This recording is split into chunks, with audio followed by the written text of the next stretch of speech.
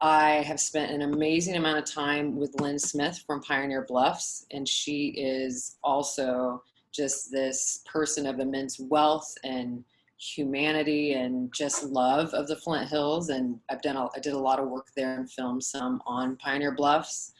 Dr. Jay Price from Wichita State, I emailed over and over again for suggestions, and he pointed me in different directions to meet up with a lot of folks.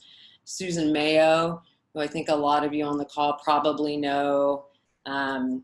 She's a musician, collaborator, amazing woman herself who lives in Marion County on a farm and just does things everywhere. I've known Susan for about 3 years, so this isn't my first time speaking with her or having her as an advisor, but she's wonderful.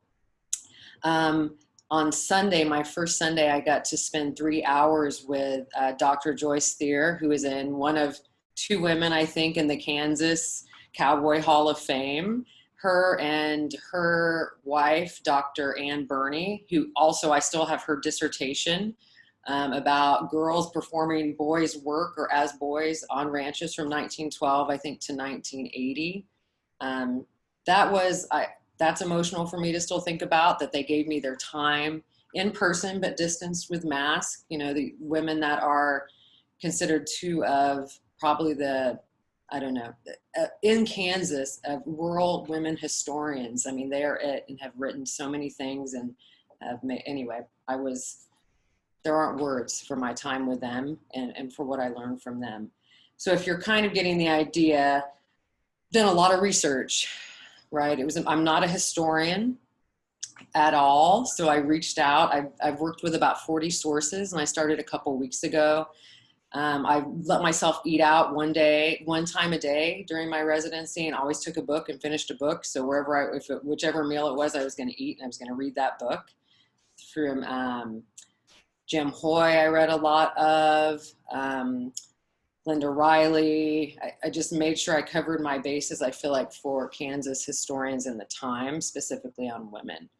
So that's probably a lot, but it's been amazing. And everyone, 2 things I will end this question with. The 2 most important things for me in this residency, one was time, and not really even realizing there's no TV where I'm at. There's no distractions, of just having, what a blessing it is for the residency to give you 10 days to really focus in on research and creative work. And this is the first time I've ever experienced something like that. So I'm incredibly thankful for that. And then the second thing is community. And I could not do this type of research anywhere but in the Flint Hills in Kansas. It's the only place where all of this plethora of wealth and knowledge of these people with their heritage and history are. So I hope I answered all that. That's great. My time. Yes. I don't want it to end. So yeah, it struck me that it seems like you're doing a lot of research while you're here, and you're doing a lot of talking to people, but you also, I think, are spending a lot of time out in different places and on site. Can you explain at all about how you interact with physical places or land or spaces in your work? Yes, I gave myself a list here too. So a couple things. I definitely consider myself a choreographer, not necessarily a dancer anymore. So the most interesting thing is I have created about 30 minutes of material on my own body, which I haven't done in so long. And that felt so important because my senses were gathering the information, going to different sites, and that I needed to embody that felt really important. I spent a lot of time my first 3 days at the Tallgrass National Prairie Reserve. And the folks there were wonderful. I got a tour from Eric Patterson, the ranger, took me out. I got the buffalo are calving, so I got to be up close to the buffalo. It was just beautiful. And so I worked on, at my first I called the prairie phrase, which I created a lot of that actually at the preserve, just about wind and resistance and just the landscape. And I needed to touch it and be in it and feel it. And again, I had a couple people ask me, Well, you have a farm, right? And I have created out on my farm, which informs how I feel about space much differently. It's open, it's free. It feels different than if I'm in a studio, like a dance studio. But it's not, I just said it's so different when you're in a landscape where you see for miles, and that you have that, the preservation of those indigenous grasses and things that are there that I just can put me in a mindset in a different place, especially when I'm looking at that early kind of well, not really pioneer women. It would have been first generation, probably born, right, to the pioneers. So I spent a lot of time there, even after that phrase, because that is just such a beautiful, inspirational space. A lot of time at Pioneer Bluffs. There's an old cabin there. So another phrase that I had, I called the domestic duty phrase. So women, often had all these domestic duties in the house a lot. It's insane to think about the hours that they worked, but then they were also doing work that assisted the farmer or the male on the farm, especially the time period that I was looking at. There was often a shortage of labor. So it was almost like they were doing double duty. And even when technology evolved, and the women were often the ones going in town and taking second jobs, they always were selling butter, cream, and eggs, right? So they had all these kind of additional income practices that the women were doing. So the cabin at Pioneer Bluffs kind of put me in that mindset, but I wanted the dance to be outside of the cabin, but you kind of see. So that was a really inspirational place for me. What else? I have one called Earth, Soil, and Toil. That's down in the earth because gardening was a big deal too. And that I ended up having to film that of myself for the material inside the casita because the irony. So at Pioneer Bluffs, there's this kind of dirt area in the back. And I emailed Lynn and I just said, can I dance in that? Do you care? She's like, oh, well, let me tell you the story. It was this old barn that eventually, like from the storms last year, was damaged and it was too expensive to redo it. So they had to take it down. So she's like, you're on the old barn site. I'm like, oh, okay, this is even better. I love how things feel. And I went there to try to do some of the work, and the ground it's been so hard, it was cracked, right? It's been so dry, which the irony of, well, that's what the ground was probably like. Just the sod and the work. And then I thought, okay. And then it rained last night. So or was that 2 nights ago, thinking, oh, well then, and then yesterday it was just mud. So I have yet to get in the soil for that, but that's another inspiration. What else do I have? There's an old chicken coop at Pioneer Bluffs, the chicken dance, that poultry, things around the poultry and that work. Yeah, so many places. I drove to Admire to see Dr. Thier and Dr. Burney. That landscape is amazing. And she let me on their old farm. They have an old red barn that's haunting. That took me into some hay and some threshing kind of feeling movement. So just every place I go. So you do respond pretty specifically and directly, it sounds like, to objects or spaces, or at least are those the building blocks for your ideas or projects? And that, I think, too, coupled with the constant reading, right, and an imagining, that helping me imagine the women in those spaces, for sure. We have a question from Paula. Have you seen any prairie chickens to be able to learn their dance? Prairie chickens, not prairie chickens. No, but I have read a lot about them. No, I mean, we've had like barnyard chickens and layer hens. But to me so I'm glad you're asking that. So I think sometimes people I've encountered and been talking, talk about the project are always like, oh, well, there's a lot of written history, or Dr. Thea and Bernie do write into history and they do reenactments, right, of Carrie Nation and Amelia Earhart, which is also super fascinating. But for me, my goal is, to me, it's more an abstraction, like inspired by those things, but more of an abstraction, not necessarily trying to reenact, but wanting, I think the biggest goal for me was to put female bodies in certain spaces in the prairie, in barns that were built in the early 1900s, because it's not often how women during that time when they had a lot of pictures taken of them, were very posed and clean. They weren't working, right? But you see men in the field and different work. So an abstraction of that kind of the laying hen poultry, although everyone I talked to was like, well, you've got to have to put in there how you have to like break the neck. I'm like, well, I'm not sure if I'm going to go that far, but some of those things, you know, were a reality of what women had to do. And I actually, a couple summers ago, my husband and I went out to a farm in Virginia to learn about rotational grazing and kind of just the whole system of rotational farming. And if any of you know Joel Salatin, we spent about a week on his farm, and we went to this training in the morning. We had breakfast. Everybody, you know, he has a whole like internship program. And the first thing right after breakfast is chickens, right? Put them in the cones, learn how to take the quick slice so it's not painful, put them in the scalders.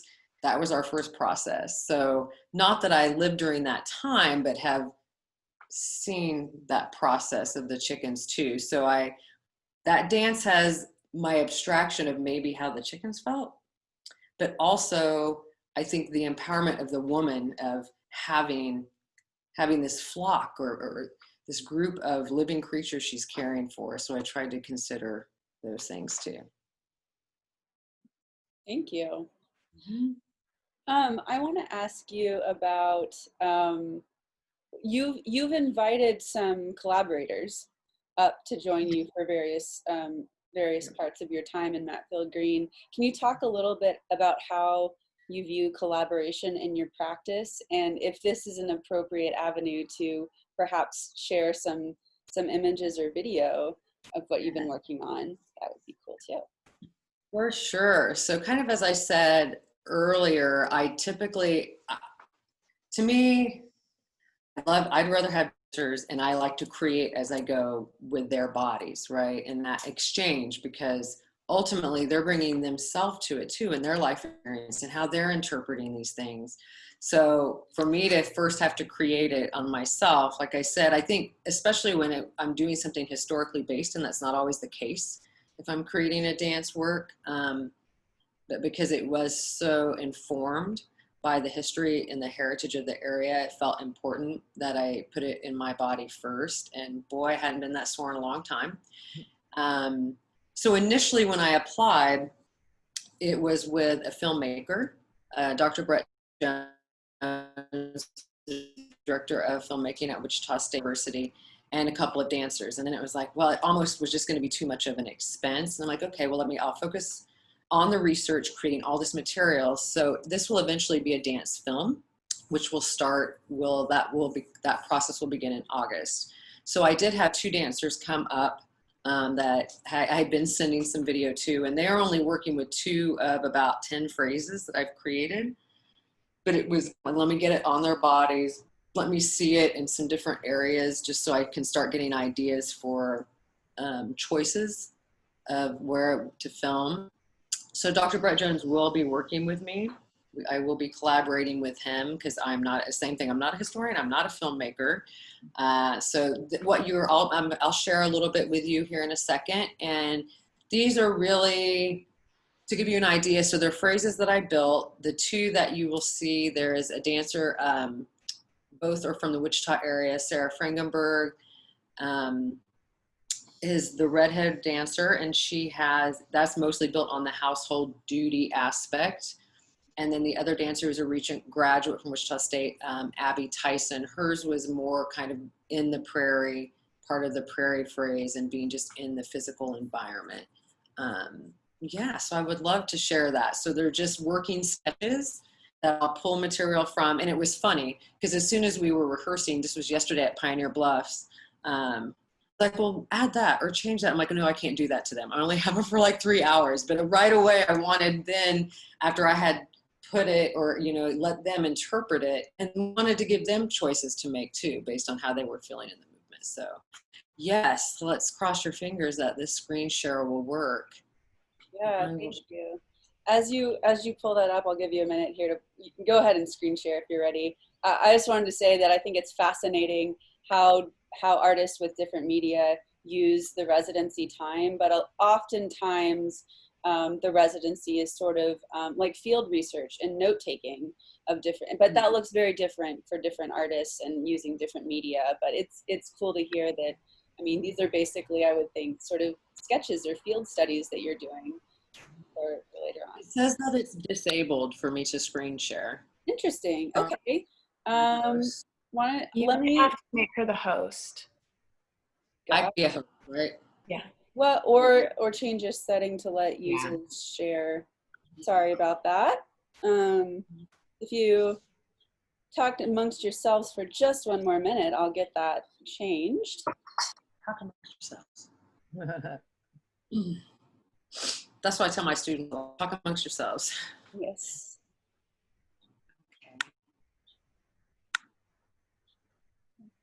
Okay.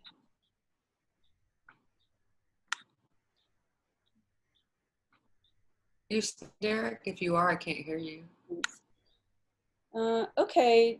Does that help, Cheyla? I changed the setting to let you share, and if not, then let me try and make you a host. Co-host. Make host. Aha. There you go. Okay. Cross your fingers that this will work. Let me make it big. Hopefully we can see. Oh.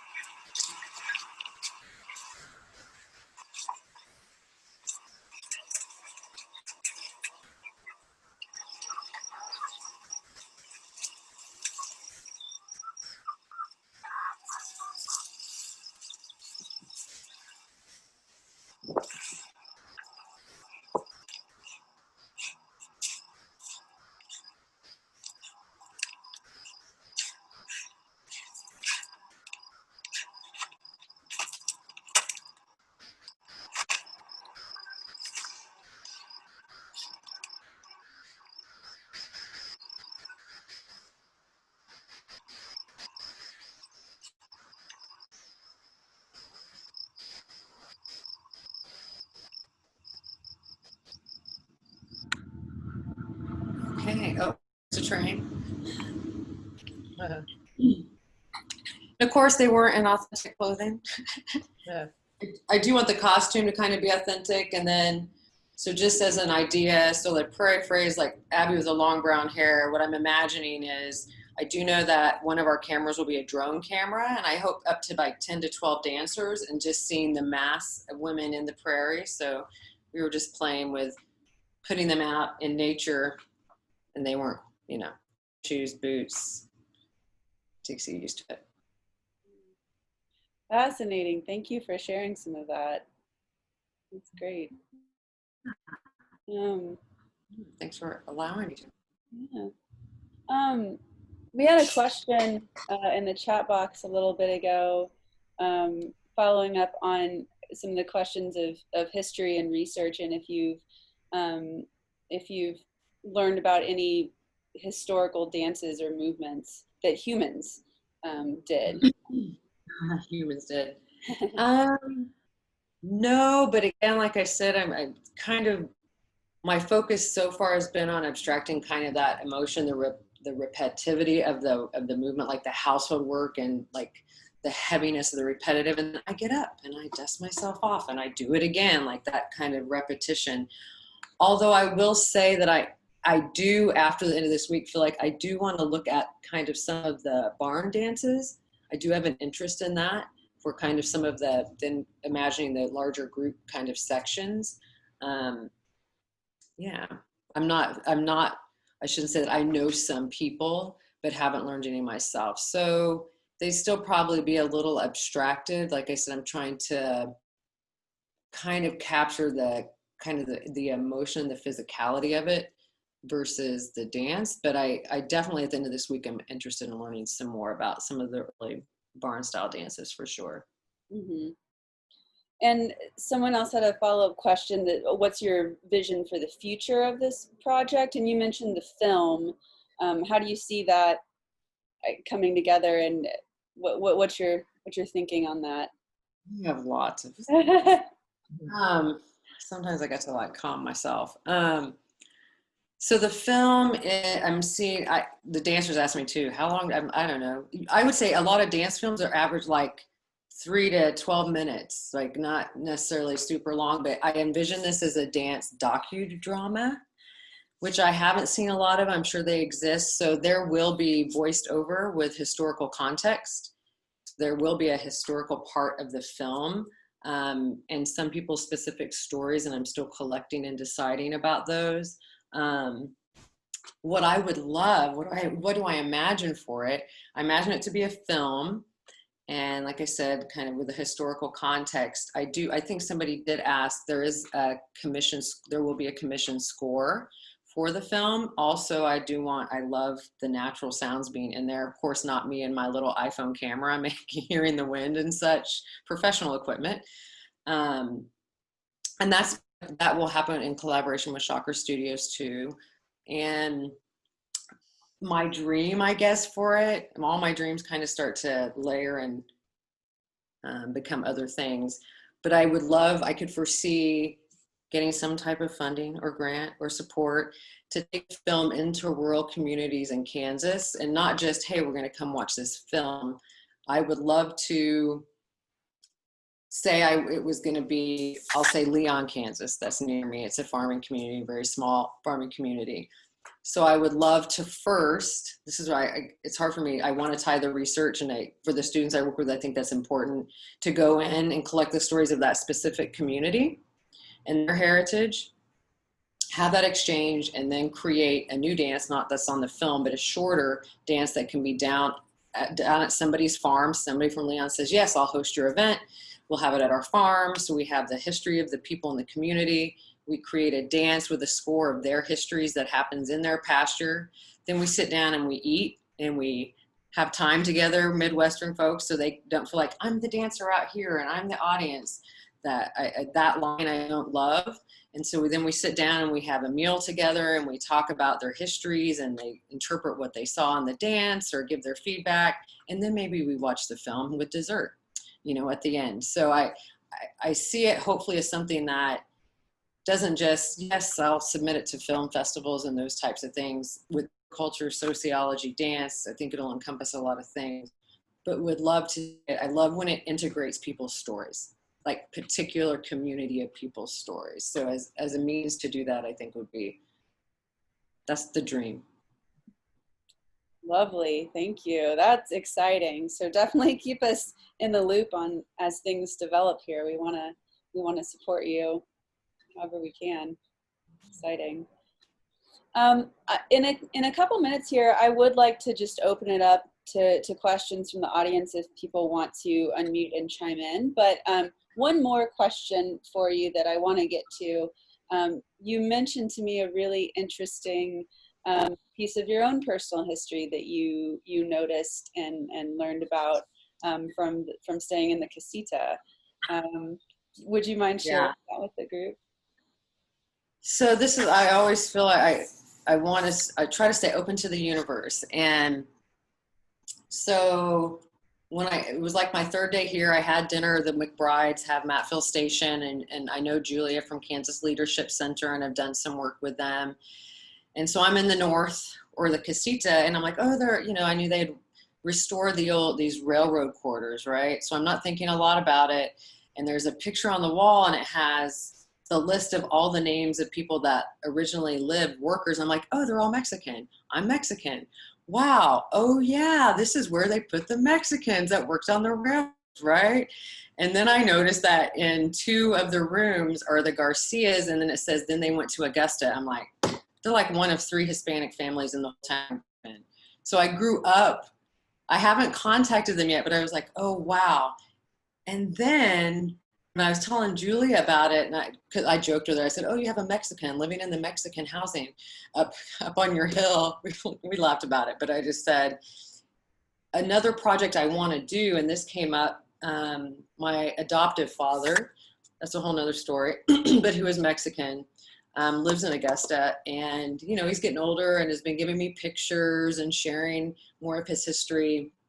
And several months ago, he brought me some pictures of the housing for the railroad workers in Augusta on the other side of the railroad tracks, which is where my grandparents had their house. That's where I loved the railroad. There were only 3 families that lived on that side of town. But he brought me those pictures, and I was like, oh my God, I have to do something about this. I want to create something that informs people of this history. And I said, well, what about, shouldn't you give them to the museum? He's like, they don't care. And I said, that could be his own feelings. I'm not sure what that is, but it's just weird how that all, I think as an artist and a human, I try to stay open to what these possible connections and things can be. And then coming here and then remembering he gave me these pictures, that's definitely a project that I want to do, for sure. Yeah, that's really interesting connection. I'm glad you brought that up. Well, I'd like to open it up here. If anyone in the group here has a question for Cheyla that you'd like to say out loud, you're welcome to unmute yourself and chime in. Question or a comment,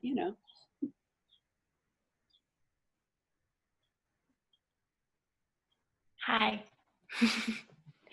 Cheyla, I'm kind of curious about your process of abstracting these very concrete movements that have a specific goal into dance, and if you personally or the dancers personally embodying that work, that work has been part of it, and if not, kind of why? Yes, great question. So I've known Mary Lynn since she was 18. She's danced a lot for me too. Yeah. Thank you for being here.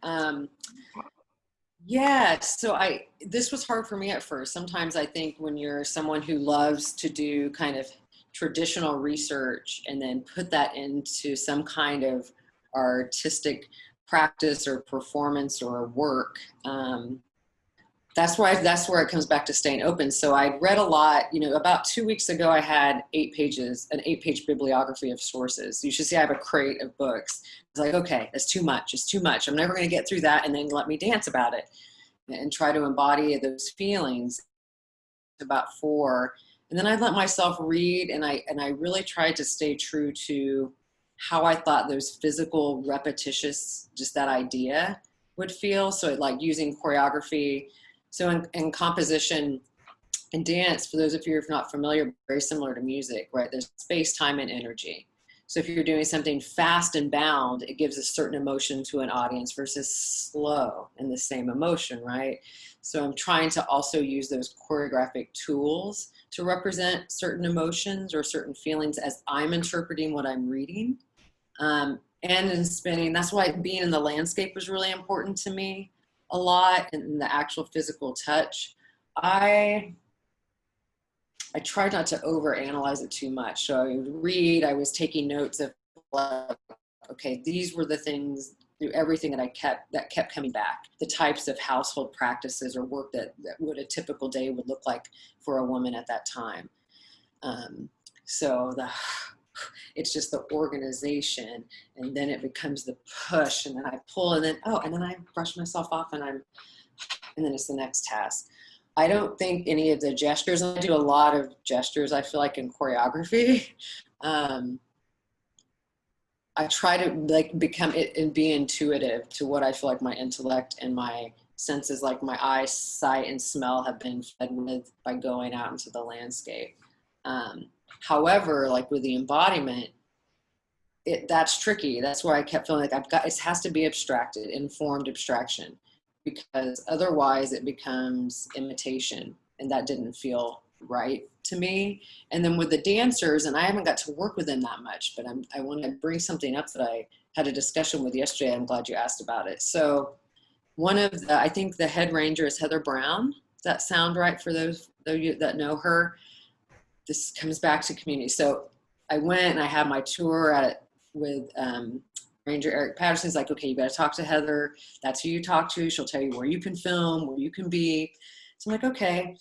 Thursday, I had lunch in Cottonwood Falls with a woman that I met in 1994.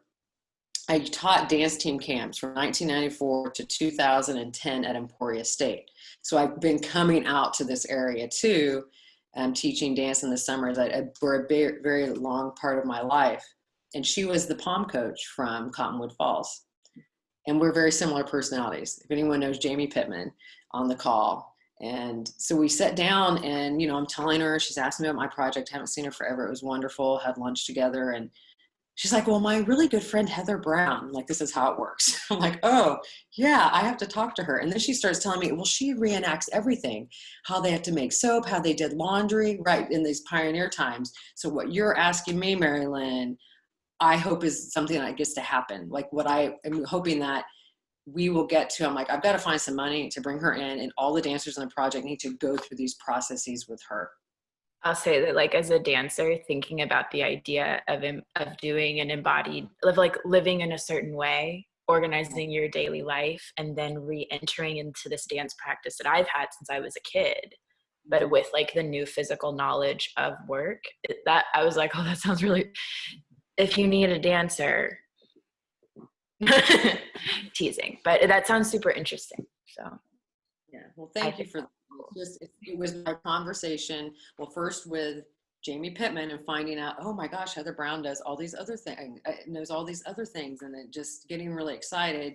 And then yesterday I talked with Lynn again at Pioneer Bluffs about the same conversation, and she had the same recommendations. And I still go back to, for the residency, time and community. And the community is everything, and just getting all this help. So I do hope that we'll be able to experience that for sure. Thank you. Thank you. Anyone else have questions?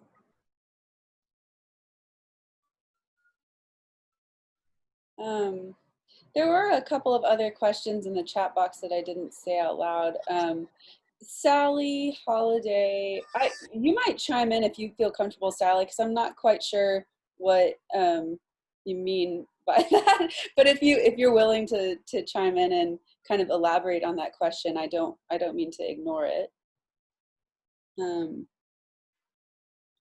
There was a question earlier, a simple question about will your dancers be dancing to music in the film? And if so, do you know what music yet? Yeah, so we do have, there will be a score created with students and a faculty mentor in the School of Music at Wichita State. And he and I haven't met. We meet next week about that specifically, and I've sent him, but there's a couple of Annie Wilson's songs that I really love, and I've been listening to that music. And when the dancers were rehearsing yesterday before we did some filming, I had those works playing. I wrote it down because I can never. It's Tallgrass String. I can never say it all. Tallgrass Express String Band. Listening to her music, and that was super inspiring. But I also love the idea of the sounds. So also, just if there are people on the call that are not familiar, so I often create without music, especially to me in this situation too. I didn't want necessarily those rhythmic kind of inspirations or things that were driving the movement. I wanted it to be about the work or the abstraction of some of the work or my ideas of that from the research. I do use music, not, that's not always the case, but often that's it. So there are internal rhythms, and you heard the breath with the dancers that are driving, and they'll keep manipulating and playing with those things. But really my first goal is kind of those internal rhythms based on just that we all have the heartbeat and we all breathe, and that's kind of this communal idea.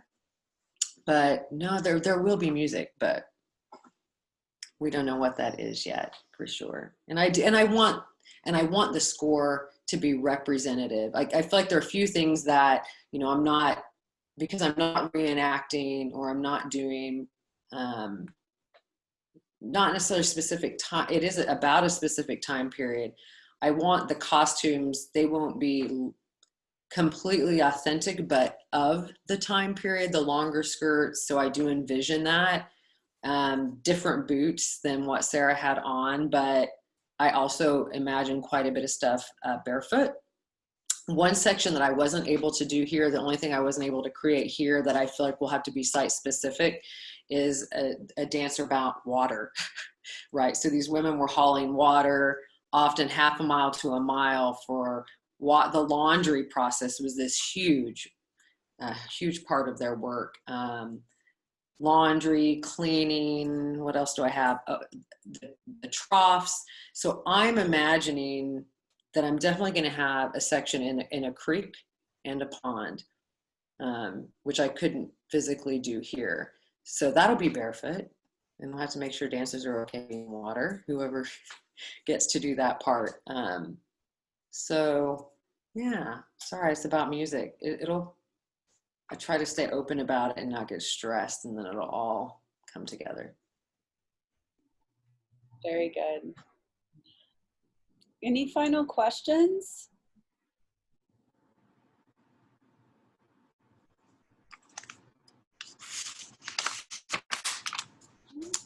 If they're not, can I say my list of thank yous? Absolutely. It's huge. Well, all of you for tuning in to Zoom.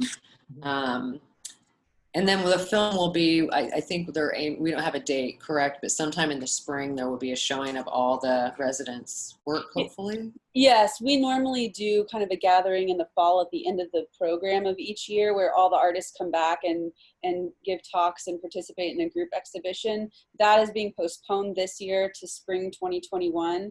And we don't quite have a date set yet, but that will be forthcoming. Yes, thank you. Yeah. So I have, Kelly, Derek, everybody with the Tallgrass residency. I'm staying at Matfield Station, which are the McBrides, Bill and Julia. Lynn Smith at Pioneer Bluffs is amazing, and it's an amazing facility, an amazing history, and I look forward to collaborations with her. I said Dr. J. Price, Susan Mayo, Doctors Joyce Thier and Ann Burney, Annie Wilson, and then tonight, what I haven't, I'm planning on staying till dark tomorrow. I'll get out of my living quarters, but this evening I have the pleasure of Amanda Haig.